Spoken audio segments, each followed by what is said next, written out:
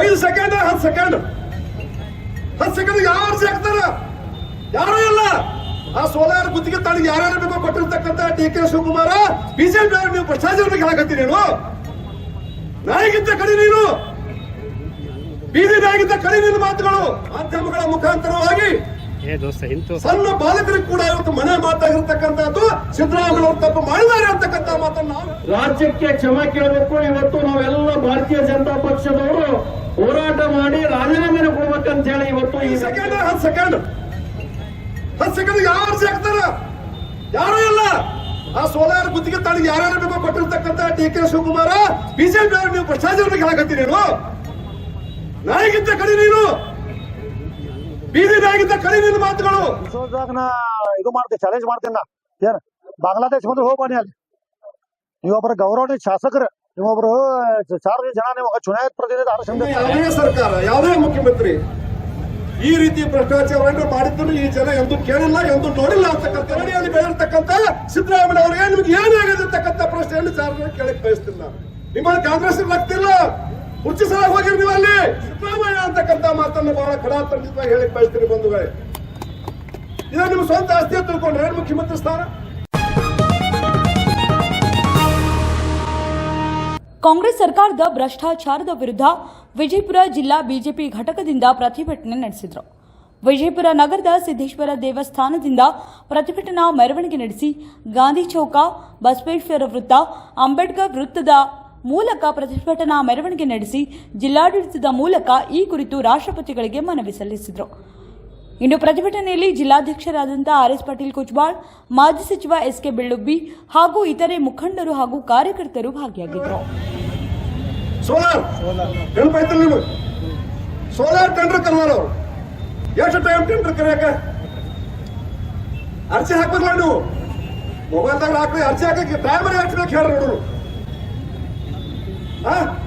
ಎಷ್ಟು ಕೊಟ್ರಿ ಅಧ್ಯಕ್ಷರ? 10 ನಿಮಿಷ ಇಲ್ಲ, 5 ಸೆಕೆಂಡ್ 10 ಸೆಕೆಂಡ್ ಯಾರು ಸಿಗ್ತಾರ? ಯಾರು ಇಲ್ಲ. ಆ ಸೋಲಾರ್ ಗುತ್ತಿಗೆ ತಾಳಿಗೆ ಯಾರ್ಯಾರು ಬೇಕೋ ಕೊಟ್ಟಿರ್ತಕ್ಕಂಥ DK ಶಿವಕುಮಾರ ಬಿಜೆಪಿ ಅವರು ನೀವು ಭ್ರಷ್ಟಾಚಾರ ಹೇಳಕತ್ತೀರಿ. ನೀನು ನಾಯಿಗಿಂತ ಕಡಿ, ನೀನು ಬೀದಿ ನಾಯಿಗಿಂತ ಕಡಿ. ನಿನ್ನ ಮಾತುಗಳು ಮತ್ತೇನೋ ಬಗಳ್ತೀರಿ ನೀವೆಲ್ಲ ಕಾಂಗ್ರೆಸ್ನವರು. ಏನ್ ರೈತಿಗೆ ಹಾಕೈತಿ ಮಗ? 2014ರಿಂದ ಕೇಂದ್ರದಲ್ಲಿ ಸನ್ಮಾನ್ಯ ನರೇಂದ್ರ ಮೋದಿ ಅವರ ನೇತೃತ್ವದಲ್ಲಿ ನಮ್ಮ ಸರ್ಕಾರ ನಡೆಯಕತ್ತೈತೆ. ಹುಡುಕೊಂಬರು ಅಂದ್ರೆ ಭ್ರಷ್ಟಾಚಾರ ಮಂತ್ರಿಗಳ ಮೇಲೆ, ಕೇಂದ್ರ ಪ್ರಧಾನಮಂತ್ರಿ ಮ್ಯಾಗ ಅಕಸ್ಮಾತ್ ಬಂದು ಒಂದೇ ಭ್ರಷ್ಟಾಚಾರ ಬಂದ್ರೆ ನಾವು ಪಕ್ಷಗಳಾಗಿ ನಾವು ವಿಸರ್ಜನೆ ಮಾಡಿಬಿಡ್ತೀವಿ. ನಾವು ಇದು ನಮ್ಮ ಸಿದ್ಧಾಂತ, ಇದು ನಮ್ಮ ಸಿದ್ಧಾಂತದ್ದು. ನಮ್ಮ ನಾಯಕತ್ವ ಬಿಜೆಪಿ ನಮಗೇನು ಕಲಿಸುವಂತ ಅವಶ್ಯಕತೆ ಇಲ್ಲ. ನೀವು ಕಾಂಗ್ರೆಸ್ನವರು. ಹೀಗಾಗಿ ರಾಜ್ಯಪಾಲರಿಗೆ ನೀವು ಅಪಮಾನ ಮಾಡಿದಿರಿ. ಗೌರವ ಹುದ್ದೆ ಅದು. ಯಾರು ಮಂತ್ರಿ ಆಗ್ತಿದ್ರ ಅವ್ರು ನಮಗೆ ಪ್ರತಿಜ್ಞೆ ಬೋಧನೆ ಮಾಡ್ತಕ್ಕಂಥ ಹುದ್ದೆ ಅದು. ಆ ಹುದ್ದೆಗೆ ಅಪಮಾನ ಮಾಡಿದ್ರಿ, ಅದನ್ನು ಬಿಜೆಪಿ ಖಂಡನೆ ಮಾಡ್ತೈತಿ. ನಮ್ಮ ರಾಜ್ಯ ಅಧ್ಯಕ್ಷ ಆಗಿರ್ತಕ್ಕಂಥ BY ವಿಜೇಂದ್ರ ಅವರ ನೇತೃತ್ವದಲ್ಲಿ ಅದ್ಭುತವಾಗಿರ್ತಕ್ಕಂಥ ಪಾದಯಾತ್ರೆ ಬೆಂಗಳೂರಿನ ಮೈಸೂರಿಗೆ ಮಾಡಿದೀವಿ. ನಾನು ಒಂದು 6 ದಿವಸ ಭಾಗವಹಿಸಿನಲ್ಲಿ 2 ದಿವಸ ಬೇರೆ ಕೆಲಸತ್ತು, ಹಾಗಾಗಿಲ್ಲ. ಅದ್ಭುತವಾಗಿರ್ತಕ್ಕಂಥ ಪಾದಯಾತ್ರೆ JDS ಮತ್ತು JDS ನ ನಿಖಿಲ್ ಕುಮಾರಸ್ವಾಮಿ ಎಲ್ಲ ಸೇರಿ ದೊಡ್ಡ ಬೆಂಬಲ ಸಿಕ್ಕಿದೆ. ನಾವು ಘಾಮ್ ಆಗಿದ್ದಾರೆ, ಕಾಂಗ್ರೆಸ್ ಅವ್ರು ಘಾಮ್ ಆಗ್ಯಾರ.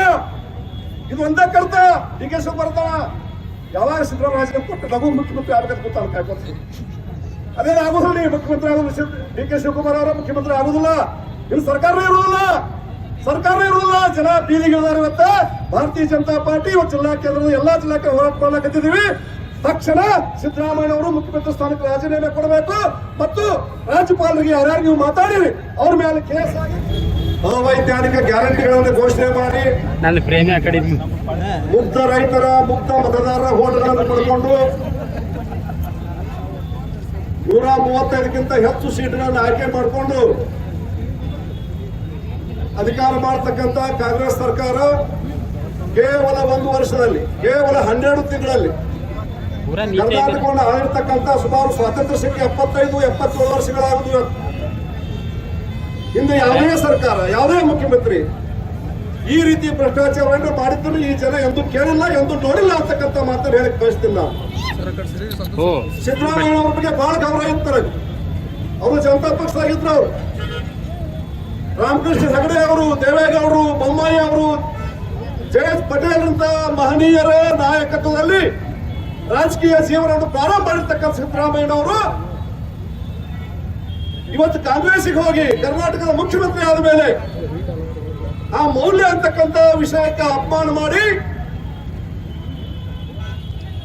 ಭ್ರಷ್ಟಾಚಾರ ಮಾಡಿರ್ತಕ್ಕಂಥದ್ದು ನಮ್ಮಂತ ನಾಯಕರಿಗಷ್ಟೇ ಅಲ್ಲ, ಮಾಧ್ಯಮಗಳ ಮುಖಾಂತರವಾಗಿ ಸಣ್ಣ ಬಾಲಕರಿಗೆ ಕೂಡ ಇವತ್ತು ಮನೆ ಮಾತಾಗಿರ್ತಕ್ಕಂಥದ್ದು ಸಿದ್ದರಾಮಯ್ಯ ತಪ್ಪು ಮಾಡಿದ್ದಾರೆ ಅಂತಕ್ಕಂಥ ಮಾತನ್ನು ನಾವು ಹೇಳಕತ್ತೀವಿ. ಬಿಜೆಪಿ ಅವರು ಕರ್ನಾಟಕದ ಎಲ್ಲಾ ಜನ ಯಾರು ನಿಮ್ಗೆ ಓಟ್ ಹಾಕ್ಯಾರಲ್ಲ ಅವ್ರು ಸಹ ಗಣಾಢಂಗರವಾಗಿ ಹೇಳುವಂತ ಸಮಯ ಬಂದಂತ ಸಂದರ್ಭದಲ್ಲೂ ಕೂಡ ಆ ಕುರ್ಚಿಗೆ ಅಂಟ್ಕೊಂಡು ರಾಮಕೃಷ್ಣ ಹೆಗಡೆ ಅವರು ಕೇವಲ ಒಂದು ಫೋನ್ ಕದ್ದಾಲಿಕೆ ಆರೋಪ ಬಂದಾಗ 83 ಇಸ್ವಿ ಒಳಗೆ ಆರೋಪ ಏನು ಸಂಬಂಧ ಇಲ್ಲ. ವಿರೋಧ ಪಕ್ಷದ ನಾಯಕರು ಫೋನ್ ಕದ್ದು ಕೇಳಿರಿ ಅಂತಕ್ಕಂಥ ಆರೋಪ ವಿರೋಧ ಪಕ್ಷದವರು ಮಾಡಿದಾಗ ತಕ್ಷಣ ಮುಖ್ಯಮಂತ್ರಿ ಸ್ಥಾನಕ್ಕೆ ರಾಜೀನಾಮೆ ಕೊಟ್ಟಿರ್ತಕ್ಕಂಥ ದಿವಂಗತ ರಾಮಕೃಷ್ಣ ಹೆಗಡೆ ಅವರ ನಾಯಕತ್ವದಲ್ಲಿ ಅವ್ರ ಗರಡಿಯಲ್ಲಿ ಬೆಳೆದಿರ್ತಕ್ಕಂಥ ಸಿದ್ದರಾಮಯ್ಯ ಅವರಿಗೆ ನಿಮ್ಗೆ ಏನಾಗಿರ್ತಕ್ಕಂಥ ಪ್ರಶ್ನೆಯನ್ನು ಸಾರ್ವಜನಿಕ ಕೇಳಕ್ ಬಯಸ್ತೀನಿ ನಾನು. ನಿಮ್ಮಲ್ಲಿ ಕಾಂಗ್ರೆಸ್ ಆಗ್ತಿಲ್ಲ, ಕುರ್ಚಿ ಸಲ ಹೋಗಿರಿ ನೀವು ಅಲ್ಲಿ ಕಾಂಗ್ರೆಸ್ ಹೆಚ್ಚು ಭ್ರಷ್ಟಾಚಾರ ಮಾಡಕತ್ತೀರಿ ನೀವು. ಹಂಗ ಒಂದು ಹಳ್ಳಿ ಯಾವ ಬಂಡದ ಗಾಡಿ ಮ್ಯಾಗ ಇರ್ತೈತಿ, ಆ ಗಾಡಿಗೆ ಯಾವ ಬಂಡ್ ಇರ್ತೈತಿ ಹಲ್ಲಿಗೆ ಯಾವ ಬಣ್ಣ ಬರ್ತೈತೆ ನೋಡ್ರಿಲ್ಲ ಮನ್ಯಾಗ. ಬಿಳಿ ಬಂದಿದ್ರೆ ಅಲ್ಲಿ ಬಿಳಿ ಇರ್ತೈತಿ, ಕೆಂಪು ಬಂದಿದ್ರೆ ಅಲ್ಲಿ ಕೆಂಪು ಬಣ್ಣ ಆಕೈತಿ, ನೀಲಿ ಬಂದಿದ್ರೆ ಗೋಡಿಗೆ ನೀಲಿ ಬಣ್ಣ ಆಕೈತಿ. ಏನು ಕಾಂಗ್ರೆಸ್ ಗಾಡಿ ಒಳಗೆ ಹೋಗಿರಿ ನೀವು ಪೂರ್ಣ ಹಿಂದೆ ಕಾಂಗ್ರೆಸ್ ಹುಟ್ಟಿರ್ತಕ್ಕಂಥ ಸಂದರ್ಭಗಳು ಕೇಂದ್ರ ರಾಜ್ಯದಲ್ಲಿ ಏನು ದೊಡ್ಡ ದೊಡ್ಡ ಭ್ರಷ್ಟಾಚಾರ ಮಾಡಿದಾರ. ನೀವು ಕೇವಲ 2ನೇ ಬಾರಿ ಮುಖ್ಯಮಂತ್ರಿ ಆಗಿರ್ತಕ್ಕಂಥ ಸಂದರ್ಭದಲ್ಲಿ ಅವ್ರಿಗೆಲ್ಲ ಮೀಸಿರ್ತಕ್ಕಂಥ ಭ್ರಷ್ಟಾಚಾರ ಮಾಡಿರ್ತಕ್ಕಂಥ ಒಬ್ಬ ಮುಖ್ಯಮಂತ್ರಿ ಯಾರಾದ್ರೆ ಅದು ಸಿದ್ದರಾಮಯ್ಯ ಅಂತಕ್ಕಂಥ ಮಾತನ್ನು ಬಹಳ ಖಡಾಖಂಡಿತವಾಗಿ ಹೇಳಿಕ್ ಬಯಸ್ತೀನಿ ಬಂಧುಗಳೇ. ಇದು ನಿಮ್ಮ ಸ್ವಂತ ಆಸ್ತಿ ತಿಳ್ಕೊಂಡ್ರೆ ಮುಖ್ಯಮಂತ್ರಿ ಸ್ಥಾನ ನಮ್ ತಿಳಿಯೋದೇನು? ಎಲ್ಲರೂ ಹೇಳಕತ್ತಾರ, ದಾಖಲೆ ಹೇಳಕತ್ತಾರ, ಏನು ನಮ್ಮಕ್ಕೆ ಅರ್ಜಿನ ಕೊಟ್ಟಿಲ್ಲ ಅಂತ ಹೇಳಿ. ಅರ್ಜಿ ಆಯ್ತು ಅದಕ್ಕೆ ವೈಟ್ನರ್ ಹಚ್ಚಿರಿ, ವೈಟ್ನರ್ ಹಚ್ಚಾರಿಲ್ಲ, ವೈಟ್ನರ್ ಇವತ್ತು ಹೇಳಿಲ್ಲ ಅಧಿಕಾರ ಮಾಡಿ ಮಾಡಿದಾರಲ್ಲ ಏನ್ ಬೇಕಾದ ಮಾಡ್ತಾರ. ಇದಿಷ್ಟು ಬೇಕಾ ನಿಮಗೆ? ಶಾಶ್ವತ ಇರೋದ್ರಿ ಭೂಮಿ ಮೇಲೆ ನೀವು ಇರೋದ್ರಲ್ಲಿ ಯಾರಿಗೂ ಜೀವನ ಶಾಶ್ವತ ಅಲ್ಲ, ಕುರ್ಚಿ ಶಾಶ್ವತ ಅಲ್ಲ. ನೀವು ಬದುಕಿರ್ತಕ್ಕಂಥ ಜೀವನ ನಿಮ್ಮ ಒಳ್ಳೆಯ ಗುಣಗಳು ಜಗತ್ತಿಗೆ ಮಾರ್ಗದರ್ಶನಕ್ಕೆ ಸಿದ್ದರಾಮಯ್ಯ ಅವರೇ ತಕ್ಷಣ ರಾಜೀನಾಮೆ ಕೊಡಬೇಕಂತಕ್ಕಂಥ ಮಾತನ್ನು ಹೇಳಕ್ ಬಯಸ್ತಿಲ್ಲ ಅವ್ರ ಬಂಧುಗಳೇ. ಅದು ಹೋಗ್ಲಿ, ರಾಜ್ಯಪಾಲ ಏನ್ ತಪ್ಪು ಮಾಡ್ಯಾರ? 2011 8ರಿಂದ 12 ತನಕ ನಾವು MLA ಮಂತ್ರಿ ಇದ್ದೀವಿ. ಅವ ಹೌಸ್ ರಾಜ್ ಭಾರದ್ವಾಜ್ ನಿಮ್ಮ ರಾಜ್ಯಪಾಲ ಇದ್ರೆ ಅವಾಗಿಲ್ಲಿ ದಿವಸ ಹೇಳಿಕೆ ಕೊಡೋರು ಅವರು. ಒಬ್ಬ MLA MP ಅಲ್ಲ, ರಾಜಕಾರಣಿಗೆ ಹೆಚ್ಚು ಕೆಟ್ಟ ಮಾತುಗಳನ್ನು ದಿವಸ ಹೇಳ್ತಿದ್ರು ಪತ್ರಿಕೆಯಲ್ಲಿ. ಸನ್ಮಾನ ಯಡಿಯೂರಪ್ಪನವರಿಗೆ ಪ್ರಾಸಿಕ್ಯೂಷನ್ ಅವರು ಪರ್ಮಿಷನ್ ಕೊಟ್ಟರೇ ಇಲ್ಲ. ಅವಾಗ ನಾವು ಕಾನೂನಿಗೆ ಗೌರವ ಕೊಟ್ಟಿದ್ವಿ, ಯಡಿಯೂರಪ್ಪನವರು ಜೈಲಿಗೆ ಕೂಡ ಹೋಗಿ ಬಂದಾರ. ನಾವು ಗೌರವ ಕೊಟ್ಟಿವಿ ಕಾನೂನಿಗೆ. ಬಿಜೆಪಿ ಅವರು ಇಕ್ಕಟ್ಟು ನಿರಪರಾಧ ಹೊರಗೆ ಬಂದಾರ ಅವರು. ನೀವು ಮಾಡ್ರಿ, ನೀವು ತೋರಿಸ್ತೀರಿಗೆ ಏನ ತಪ್ಪಾಡಿಲ್ಲ, ತಪ್ಪ ನೀವೇ ಕೇಳಕಾಕತ್ತೀರಿ, ದಾಖಲೆ ಹೇಳಕತ್ತಾವಲ್ಲಿ. ಮೈಸೂರು ಮೂಡ ಹಗರದೊಳಗ 4-5 ಸಾವಿರ ಕೋಟಿ ರೂಪಾಯಿ ಅವ್ಯವಹಾರ ಆಗೈತಿ, ಪ್ಲಾಟ್ಗಳು ಅವ್ಯವಹಾರ ಹಂಚಿರಿ ಅಂತಕ್ಕಂಥ ಮಾತನ್ನು ದಾಖಲೆ ಹೇಳಕತ್ತಾವ. ಅದನ್ನ ಬಿಟ್ಟು ನೀವು ನಿಮ್ದ ಖರೆ ಅಂತಂದ್ರೆ ಹೆಂಗಿಲ್ಲ? ಏನ ಮುಖ್ಯಮಂತ್ರಿ ಕುರ್ಚಿ ಖರೀದಿ ಹಿಡಿದ್ರೆ ಕಾಂಗ್ರೆಸ್ನವ್ರು, ನೀವು ಖರೀದಿ ಹಿಡಿದ್ರೆ ನೀವೇನ್ರ? ಸಾಧ್ಯ ಇಲ್ಲ. ಕರ್ನಾಟಕ ನೋಡಕತ್ತಿದ್ದಾರೆ. ಅಕಸ್ಮಾತ್ ಇವತ್ತ ಚುನಾವಣೆ ಆದ್ರೆ JDS ಬಿಜೆಪಿ 160 ಸೀಟ್ MLA ಆರಿಸಿ ಬರ್ತಾವ ಗೊತ್ತಿರಿ ನಿಮಗೆಲ್ಲ. 160 ಹೆಚ್ಚು ಆರಿಸಿ ಬರ್ತಾರೆ ಗೊತ್ತಿರಿ ನಿಮಗೆ.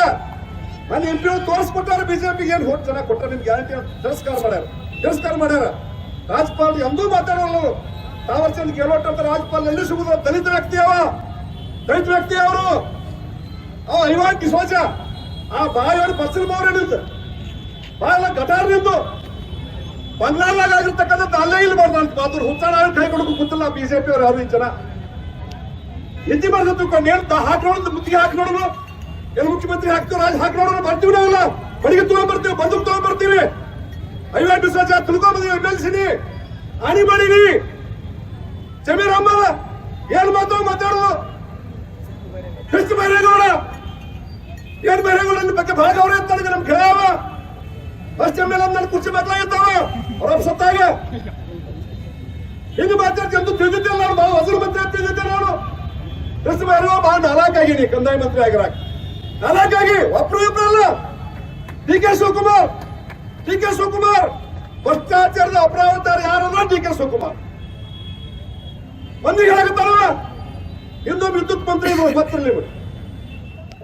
ಇವತ್ತು ಮೂಡ ಹಗರಣೆ ವಿರೋಧ ಏನು ನಮ್ಮ ಬಿಜೆಪಿ ವತಿಯಿಂದ ಏನು ಪ್ರತಿಭಟನೆ ಮಾಡಿದೀವಿ, ಇವತ್ತ ಈ ಪ್ರತಿಭಟನೆ ಎದಕ್ಕೆ ಮಾಡಿದಪ್ಪ ಅಂದ್ರ ಈ ಭ್ರಷ್ಟ ಕಾಂಗ್ರೆಸ್ ಸರ್ಕಾರ ಅವರಿಗೆ ಏನ ನಮ್ಮ ಮೂಡ ಹಗರಣೆ ಮಾಡಿದ್ದಾರೆ, ಹಾಗೂ ನಮ್ಮ SC/ST ಸಮಾಜದವರು ಏನ ಇದಕ್ಕ ಫಂಡ್ ಅನ್ನು ಏನ ಲೂಟಿ ಮಾಡಿದ್ದಾರೆ. ಏನ್ ಬಿಜೆಪಿ ಇದರದ ಏನಪ್ಪಾ ಅಂದ್ರ ನಮ್ಮ ಬಂಗಾರ ಅಂಗಡಿ ಹಾಗೂ ಸೆರೆ ಅಂಗಡಿ ಅವ್ರ ಅಕೌಂಟ್ ಒಳಗ ಹಾಕಿ ದುಡ್ಡು ಇವ್ರು ರೊಕ್ಕ ತಕ್ಕೋತಾರಂದ್ರ ಅದು ಯಾರ ಅಪ್ಪಂದ ದುಡ್ಡಲ್ಲ, ನಮ್ಮ ರೈತರದ ಒಬ್ಬೊಬ್ಬರ ದಲಿತರದ ದುಡ್ಡು ಅದು, ಪ್ರತಿಯೊಬ್ಬರ ನಾಗರಿಕರ ದುಡ್ಡು ಅದು. ಅದನ್ನ ಯಾರು ವೈಯಕ್ತಿಕ ತಗೊಳಕ್ ಸಾಧ್ಯ ಇಲ್ಲ. ಅದನ್ನ ನಮ್ಮ ಜನರ ಇದು ನಮ್ಮ ದೇಶ ಸುಧಾರಣೆ ಮಾಡ್ಲಿ, ನಮ್ಮ ದೇಶ ರಕ್ಷಣೆ ಮಾಡ್ಲಿ, ನಮ್ಮ ದೇಶ ಅಭಿವೃದ್ಧಿ ಮಾಡ್ಲಿ ಅಂತೇಳಿ ಅದು ಇಟ್ಟಿದ ಜನ ಇದು ದುಡ್ಡು ಅದು. ಅದಕ್ಕ ಇವ್ರ ಏನ್ ಮಾಡಕತ್ತಾರಪ್ಪ ಇವ್ರ ಕಾಂಗ್ರೆಸ್ ಅವ್ರು ಅಂದ್ರ ಈ ಭ್ರಷ್ಟ ಸರ್ಕಾರ ಸಿದ್ದರಾಮಯ್ಯನವರು ಏನ ಲೂಟಿ ಮಾಡಿದ್ದಾರೆ, ಅವ್ರ ವೈಯಕ್ತಿಕ ಯೂಸ್ ಮಾಡ್ಕೊಳಕ್ ರೊಕ್ಕ ಅದು ಅಲ್ಲ. ಇದು ನಮ್ಮ ದೇಶ ಸುಧಾರಣೆ ಸಲುವಾಗಿ ಇದು ತಿಳ್ಕೊಬೇಕವ್ರು. ಇಟ್ಟು ನಾಲೆಜ್ ಇಲ್ಲ ಅಂದ್ರ ಇವ್ರ ರಾಜೀನಾಮೆ ಕೊಟ್ಟ ಮನಿಗ್ ಹೋಗ್ಬೇಕು. ಇವ್ರ ಸಿದ್ದರಾಮಯ್ಯನವ್ರು ಏನ ಮೋಡ ಹಗರಣೆ ಮಾಡ್ಯಾರ, ಇವ್ರು ಮೊದಲ ನಮ್ಮ ಏನ ಗವರ್ನರ್ ಏನ ಅವ್ರಿಗೆ ನೋಟಿಸ್ ಕಳ್ಸಿದ್ದಾರೆ ತನಿಖೆಗೆ. ಆ ತನಿಖೆ ರಾಜೀನಾಮೆ ಕೊಟ್ಟ ಎದುರಿಸಬೇಕು, ಜೈಲಿಗೆ ಹೋಗಾಕ ಸಿದ್ಧ ಆಗ್ಬೇಕಂತೇಳಿ ಹೇಳಕ್ ಬಯಸ್ತೇನೆ. ಆಮೇಲೆ ನಮ್ ಏನ ಇವ್ರು ಕಾಂಗ್ರೆಸ್ 3 ಇವ್ರು ಅದರಲ್ಲ ಶಾಸಕರ ಹಾಗೂ ಮಿನಿಸ್ಟರ್, ಅವ್ರಿಗೆ ಅಟ್ಟು ಬುದ್ಧಿ ಇಲ್ಲ. ನಾವು ಯಾವ ವಿಷಯಕ್ಕೆ ನಾವು ಹೋರಾಟ ಮಾಡ್ಬೇಕು, ಯಾರಿಗ್ ನಾವು ಹೆಂಗ್ ಮಾತಾಡ್ಬೇಕು, ಒಂದ್ ರಾಜ್ಯಪಾಲರಿಗೆ ಹೆಂಗ್ ದಲಿತ ರಾಜ್ಯಪಾಲರ ವಿರೋಧ ನಾವ್ ಯಾವ ತರ ಮಾತಾಡ್ಬೇಕಂದ್ರ ಅವ್ರಿಗ ಏನ ಸ್ವಲ್ಪನು ಬುದ್ಧಿ ಇಲ್ಲ. ಅವ್ರಿಗೆ ಮೊದಲ ಏನು ಬುದ್ಧಿ ಇತ್ತಂದ್ರ ಅವ್ರು ಈ ತರ ಮಾಡ್ತಿದ್ದಿಲ್ಲ. ಅವ್ರು ರಾಜೀನಾಮೆ ಕೊಡ್ಬೇಕು, ಮಿನಿಸ್ಟರ್ ಸ್ಥಾನಕ್ಕೂ ರಾಜೀನಾಮೆ ಕೊಟ್ಟು ಶಾಸಕ ಸ್ಥಾನಕ್ಕೂ ರಾಜೀನಾಮೆ ಕೊಟ್ಟು ಮನೆಗೆ ಹೋಗ್ಬೇಕು. CM ಸಿದ್ದರಾಮಯ್ಯನವರು ರಾಜೀನಾಮೆ ಕೊಟ್ಟ ಈ ಕೇಸಕ್ಕ ಮುಂದ ಇದು ಮಾಡ್ಬೇಕಂತೇಳಿ ನಮ್ದ ಬಿಜೆಪಿ ಪಾರ್ಟಿ ವತಿಯಿಂದ ಇವತ್ತೇನು ಉಗ್ರ ಹೋರಾಟ ಮಾಡಿದೀವಿ. ಇವತ್ತ DC ಸಾಹೇಬ್ರಿಗೆ ಮನವಿ ಕೊಟ್ಟಿವಿ, ಇದು ರಾಜೀನಾಮೆ ಕೊಟ್ಟು ಮನೆ ಹೋಗ್ಬೇಕಂತೇಳಿ ನಮ್ದು ಇವತ್ತು ಮನವಿ. ದಿವಸ ಇಡೀ ರಾಜ್ಯಾದ್ಯಂತ ಭ್ರಷ್ಟ ಕಾಂಗ್ರೆಸ್ ಸರ್ಕಾರದ ವಿರುದ್ಧ ಪ್ರತಿಭಟನೆಯನ್ನು ನಮ್ಮ ರಾಜ್ಯಾಧ್ಯಕ್ಷರಾದ BY ವಿಜಯೇಂದ್ರ ನೇತೃತ್ವದೊಳಗೆ ಇವತ್ತು ಇಡೀ ರಾಜ್ಯಾದ್ಯಂತ ನಾವು ಪ್ರತಿಭಟನೆಯನ್ನ ಹಮ್ಮಿಕೊಂಡಿದ್ದು. ಯಾಕಂತ ಕೇಳಿದ್ರೆ 1 ವರ್ಷ ಆಯ್ತು ಏನ್ ಕಾಂಗ್ರೆಸ್ ಸರ್ಕಾರ ಬಂದ ಮೇಲೆ ಇವತ್ತ ಅನೇಕ ಹಗರಣಗಳನ್ನು ತಾವೆಲ್ಲ ನೋಡ್ತಾ ಇದ್ದೀವಿ. ಮಾಧ್ಯಮದ ದೃಷ್ಟಿಯೊಳಗ ತಮ್ಮ ಮುಖಾಂತರ ನಾವು ಇವತ್ತೆಲ್ಲ ನೋಡ್ತಾ ಇದ್ದೇವೆ. ಇವತ್ತ ಭ್ರಷ್ಟ ಸರ್ಕಾರ ಇವತ್ತ ಯಾವ್ಯಾವ ತರ ಎಷ್ಟೆಷ್ಟು ಹಗರಣಗಳು ಮಾಡ್ಯಾರ ಅನ್ನುವಂಥದ್ದು ನಾವು ನೋಡ್ತೇವೆ. ಅದರ ಜೊತೆಗೆ ಇವತ್ತ ಗೌರವಾನ್ವಿತ ರಾಜ್ಯಪಾಲರಿಗೆ ಒಟ್ಟ ಕೆಟ್ಟ ಹೆಸರಿನಲ್ಲಿ ಬೈಯುವಂತ ಕೆಲಸ, ಅವಾಚ್ಯವಾದಂತ ಶಬ್ದಗಳಲ್ಲಿ, ಯಾಕಂದ್ರ ಇಂತ ಒಂದು ಸಂಸ್ಕೃತಿ ಇರ್ಲಾರ್ದಂಥದ್ದು ಕಾಂಗ್ರೆಸ್ ಸರ್ಕಾರ. ಅಂತ ಒಂದು ಸರ್ಕಾರ ಇವತ್ತ ಒಬ್ಬ ಸೌಮ್ಯ ಏನು ಅವ್ರ ಒಂದು ನೋಟಿಸ್ಗಾಗಿ ಇವತ್ತ ಅವಹೇಳನಕಾರಿಗಳು ಕೊಡ್ತಾರ. ಅಂತವ್ರ ವಿರುದ್ಧ ಇವತ್ತು ನಾವು ಕ್ರಮ ತಗೋಬೇಕು, ಕಾನೂನು ಕ್ರಮ ತಗೋಬೇಕು, ಅವ್ರಿಗೆ ಬಂಧಿಸಬೇಕಂತೇಳಿ ಇವತ್ತು ರಾಜ್ಯಾದ್ಯಂತ ಅಷ್ಟೇ ಅಲ್ಲ, ಇವತ್ತು ನಮ್ಮ ಭಾರತೀಯ ಜನತಾ ಪಾರ್ಟಿ ಬಿಜಾಪುರ ಜಿಲ್ಲೆ ಒಳಗಾದ್ರೂ ಕೂಡ ನಾವು ಪ್ರತಿಭಟನೆಯನ್ನು ಹಮ್ಮಿಕೊಂಡಿದ್ದು. ಇವತ್ತು ಹಗರಣದಲ್ಲಿ ಇವತ್ತ ಸಾಕಷ್ಟು ನಮ್ಮ ರಾಜ್ಯ ಮುಖ್ಯಮಂತ್ರಿಗಳು ಹಗರಣದಲ್ಲಿ ಸಿಕ್ಕೊಂಡಿದ್ದು, ಸತ್ಯಾಂಶವನ್ನು ಕಂಡು ಬಂದದ್ದು. ಇವತ್ತ ಅವರು ಕೂಡ್ಲೇ ರಾಜೀನಾಮೆ ಕೊಡ್ಲೇಬೇಕು. ಕೊಡ್ಲಿಲ್ಲಪ್ಪ ಅಂತ ಹೇಳಿದ್ರ ಇವತ್ತ ನಾವು ಒಟ್ಟಾರೆ ಏನದ ಈ ರಾಜೀನಾಮೆ ಕೊಡುವವರೆಗೆ ಏನದ ನಮ್ಮ ಭಾರತೀಯ ಜನತಾ ಪಾರ್ಟಿ ಏನದ ಹೋರಾಡ್ತದ ಅನ್ನುವಂತ ಮಾತನ್ನ ಈ ಸಂದರ್ಭದಲ್ಲಿ ನಾನು ಹೇಳಿ, ಈ ಸರ್ಕಾರ ಕೂಡಲೇ ಏನದು ತೊಲಗಬೇಕು ಅನ್ನುವಂತ ಮಾತನ್ನ ಈ ಸಂದರ್ಭ ತಮ್ಮ ಮುಖಾಂತರ ನಾನು ಖಂಡಿಸ್ತಾ ಇದ್ದೀನಿ ಅಂತ ಹೇಳಿ ಈ ಸಂದರ್ಭದಲ್ಲಿ ನಾನು ಹೇಳ್ತಾ ಇದ್ದೀನಿ. ಬಂಧುಗಳೇ, ಮೂಡಾದಲ್ಲಿ ಹಗರಣ ಆಗಿದೆ ಅಂತ ಹೇಳಿ RTI ಕಾರ್ಯಕರ್ತರು ರಾಜ್ಯಪಾಲರಿಗೆ ಪ್ರಾಸಿಕ್ಯೂಷನ್ಗೆ ಕೋರಿ ಅರ್ಜಿಯನ್ನು ಕೊಟ್ಟರು. ಗೌರವಾನ್ವಿತ ರಾಜ್ಯಪಾಲರು ಎಲ್ಲ ದಾಖಲೆಗಳನ್ನ ಪರಿಶೀಲನೆ ಮಾಡಿ ತನಿಖೆಗೆ ಆದೇಶ ಮಾಡಿದರು. ತನಿಖೆಗೆ ಆದೇಶ ಮಾಡೋದಕ್ಕಿಂತ ಪೂರ್ವದಲ್ಲಿ ಅಗತ್ಯತೆಗೆ ಬೇಕಾಗಿರ್ತಕ್ಕಂಥ ಎಲ್ಲ ದಾಖಲೆಗಳನ್ನ ಪರಿಶೀಲನೆ ಮಾಡಿ ತನಿಖೆಗೆ ಆದೇಶ ಮಾಡಿದರು. ತನಿಖೆಗೆ ಆದೇಶ ಮಾಡಿದ್ದನ್ನ ತಪ್ಪು ಅಂತ ಹೇಳಿ ರಾಜ್ಯಪಾಲರ ವಿರುದ್ಧ ಕಾಂಗ್ರೆಸ್ ನೇತೃತ್ವದಲ್ಲಿ ಮುಖ್ಯಮಂತ್ರಿಗಳು, ಉಪಮುಖ್ಯಮಂತ್ರಿಗಳ ಆದಿಯಾಗಿ ಎಲ್ಲರ ಪ್ರತಿಭಟನೆಯಲ್ಲಿ ಭಾಗಿಯಾಗಿ ಸನ್ಮಾನ್ಯ ಗೌರವಾನ್ವಿತ ರಾಜ್ಯಪಾಲರು, ಸಂವಿಧಾನದ ಮುಖ್ಯಸ್ಥರು ರಾಜ್ಯಪಾಲರ ಬಗ್ಗೆ ಅತ್ಯಂತ ಅವಹೇಳನಕಾರಿಯಾಗಿ ಮಾತಾಡಿದರು. ಎಲ್ಲೆಂದಲ್ಲಿ ಬೀದಿ ಬೀದಿಯಲ್ಲಿ ರಾಜ್ಯಪಾಲರ ಫೋಟೋಗಳಿಗೆ ಚಪ್ಪಲಿಯಲ್ಲಿ ಹೊಡಿತಕ್ಕಂಥ ಕಾರ್ಯದಲ್ಲಿ ಕಾಂಗ್ರೆಸ್ನ ಮುಖಂಡರು ಮುಂದೆ ನಿಂತು ಹೊಡಿಸಿದ್ರು. ಸ್ವಾಮಿ, ಕಾಂಗ್ರೆಸ್ನ ನಾಯಕರಿಗೆ ನಾವು ಸಂವಿಧಾನಕ್ಕೆ ಕೊಡ್ತಕ್ಕಂಥ ಗೌರವ ಇದೇನಾ?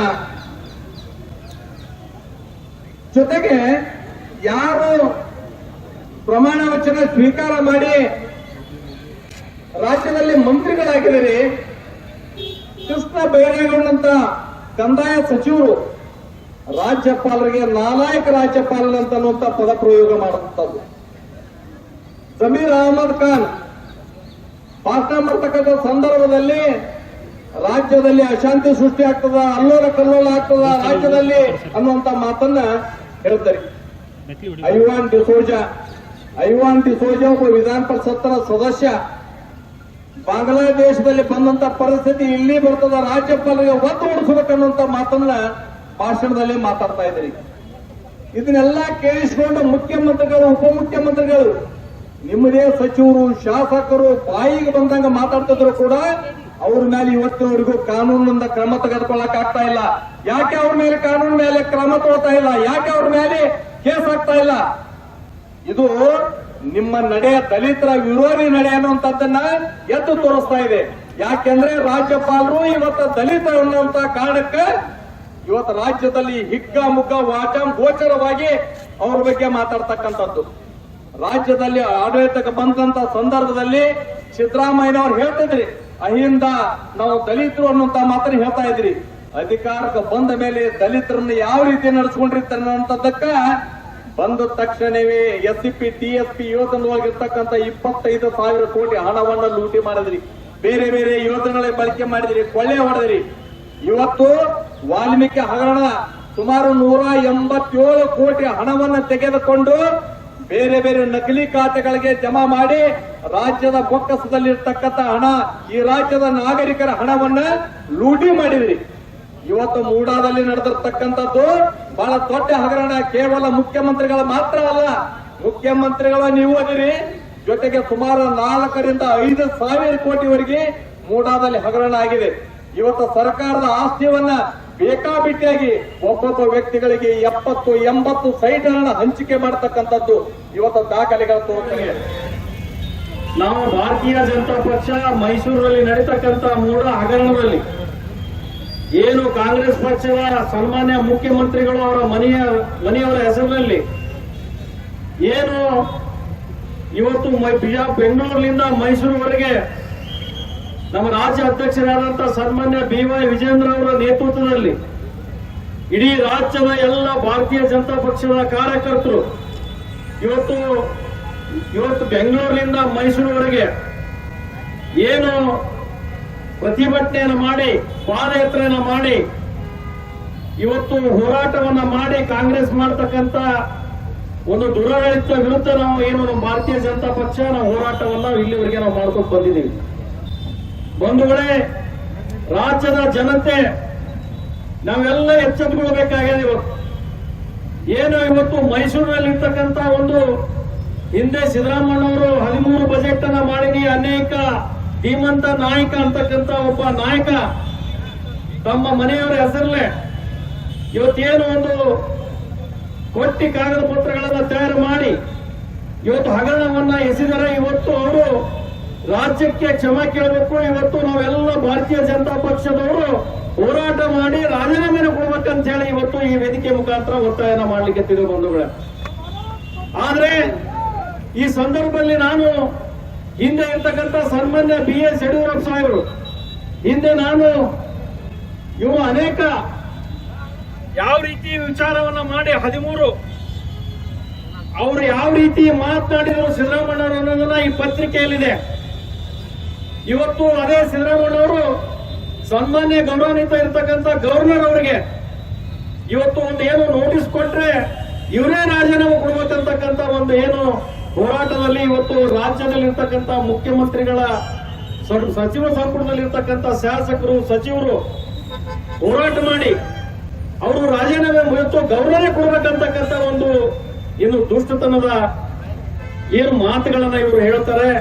ಇವತ್ತು ನಾವೆಲ್ಲ ಭಾರತೀಯ ಜನತಾ ಪಕ್ಷ ಭ್ರಷ್ಟ ಮುಖ್ಯಮಂತ್ರಿ ತೊಗಲಿ, ಲೂಟಿ ಸರ್ಕಾರ ಕೊನೆಗಾಗಲಿ ಅಂತಕ್ಕಂಥ ಇವತ್ತು ಭಾರತೀಯ ಜನತಾ ಪಕ್ಷ ನಾವು ಹೋರಾಟವನ್ನು ಮಾಡಿದೀವಿ. ಆದ್ರೆ ಇವತ್ತು ಇಷ್ಟೆಲ್ಲ ಆದ್ರೂ ಕೂಡ ಎಂತವರು ಮಂಡು ಧೈರ್ಯ ಅಂತಂದ್ರೆ ನಾನು ಯಾಕೆ ರಾಜೀನಾಮೆ ಕೊಡಬೇಕಪ್ಪ ಅಂತಕ್ಕಂಥ ಮಾತುಗಳನ್ನ ಇವತ್ತು ಮುಖ್ಯಮಂತ್ರಿಗಳು ಮಾತಾಡ್ತಾರೆ. ಸನ್ಮಾನ್ಯ ಮುಖ್ಯಮಂತ್ರಿಗೆ ನಾನು ಹೇಳಲಿಕ್ಕೆ ಬಯಸ್ತೀನಿ, ಸನ್ಮಾನ್ಯ ತಾವು 2013 ವರ್ಷಗಳ ಹಿಂದೆ ಇವತ್ತು ಸನ್ಮಾನ್ಯ ಇವತ್ತು ಮುಖ್ಯಮಂತ್ರಿಗಳು ನಮ್ಮ ಯಡಿಯೂರಪ್ಪ ಸಾಹೇಬರ ಬಗ್ಗೆ 2011ರಲ್ಲಿ ಜನವರಿ ತಿಂಗಳಲ್ಲಿ ತಾವು ಏನು ಮಾತನಾಡಿದ್ರಿ, ಈ ಅಂಕಿ ತಾವು ಮಾತನಾಡ್ತಕ್ಕಂಥ ಮಾತುಗಳನ್ನ ಪತ್ರಿಕೆಯಲ್ಲಿದೆ.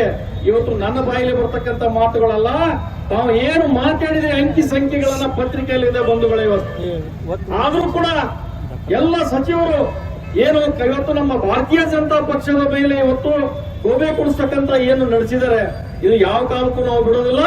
ಇದರ ಹೋರಾಟವನ್ನು ಮುಂದೆ ಮಾಡ್ತೇವೆ. ಸನ್ಮಾನ್ಯ ಮುಖ್ಯಮಂತ್ರಿಗಳು ಇಷ್ಟೇ ಅಲ್ಲ, ಇವತ್ತು ಹೋರಾಟ ಮಾಡಿ ಇವತ್ತು ತಮ್ಮ ಕರ್ನಾಟಕ ಸರ್ಕಾರದಲ್ಲಿ ಮುಖ್ಯಮಂತ್ರಿಯಾಗಿ ನೀವು ಮುಂದುವರಿಲಿಕ್ಕೆ ಸಾಧ್ಯ ಇಲ್ಲ ಅಂತಕ್ಕಂಥ ಮಾತನ್ನ ಈ ಸಂದರ್ಭದಲ್ಲಿ ನಾನು ಹೇಳಿಕೆ ನಾವು ಬಯಸ್ತೇನೆ ಬಂಧುಗಳೇ. ಆದ್ರೆ ಎಂದೆಯೂ ಕಾಂಗ್ರೆಸ್ ಸರ್ಕಾರ ಬಂದಿದೆ.